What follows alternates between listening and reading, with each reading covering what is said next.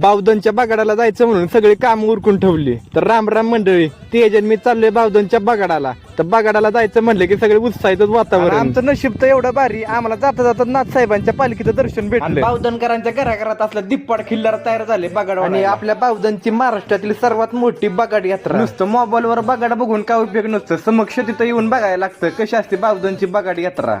आणि प्रचंड गर्दी ना, गर्दीतून बघायची मजाच वेगळी. 350 वर्षापासून चालत आलेली परंपरा ना आपलं बावधनचं बगाड. लोक अशी म्हणतात की ज्या वावरातून बगाड जातो त्या वावरातलं पीक परतच्या वेळेस असलं दमदार येताना उत्पन्न शेतकऱ्याला गावतोय, ती नातांचीच कृपा म्हणावी. चांग भलर काशीनाथार तुझं चांग भलर, चांग भलर, चांग भलर काशीनाथार तुझं चांग भलर. आणि सगळ्या भाविक भक्तांच्या मुखातून एकच नाव, काशीनाथाचं नावानं चांग भलं.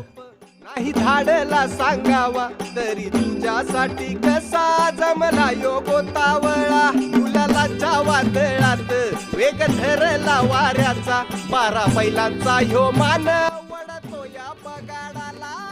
तुझ्या भरोश्यावर आबाळाला टाकलं. आणि संध्याकाळी झाले आम्हाला फार उशीर. आणि आपला व्हिडिओ आवडला असेल तर व्हिडिओला लाईक, शेअर आणि कमेंट करून नक्की सांगा. आणि तेवढं जाता जाता फॉलो करून जावं की राव.